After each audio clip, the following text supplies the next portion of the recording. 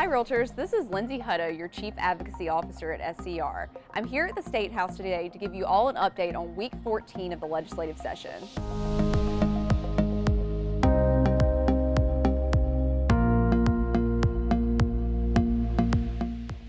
This week, the Senate began its debate on the state's $15 billion budget. The body worked through the week, working through many provisos and major funding items, including funding the expansion of the homestead exemption.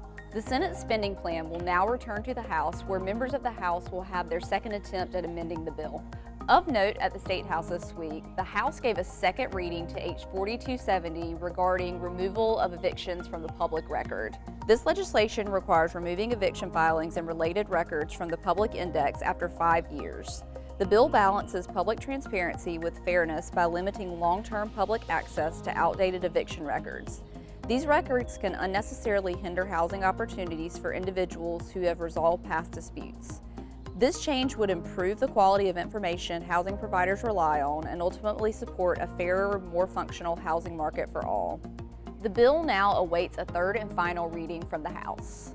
Also of note, the House Ways and Means Committee gave a favorable report to S 853 regarding the Abandoned Buildings Tax Credit.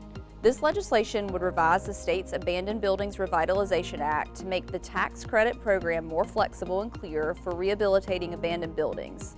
Specifically, it would amend definitions so that a building does not have to have an income-producing use before abandonment to qualify, update applicability provisions, clarify when a developer must file notice of intent to rehabilitate to claim the credit, prohibit using the tax credit as collateral for debt, and remove certain certification requirements for state-owned abandoned building sites. The bill now heads to the House floor for review.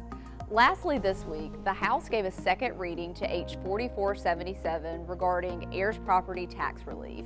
This legislation would change state tax law so certain transfers of heirs property do not count as taxable assessable transfer of interest.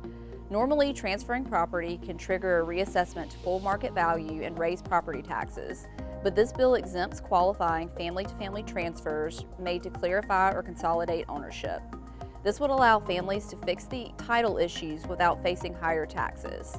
The measure intends to simplify the management of inherited family land while minimally impacting overall tax revenue. The body voted unanimously to give the bill a third reading on the next legislative day. That's it for this week. Stay tuned next week and in the weeks to come as I provide you an update on everything happening at the South Carolina State House.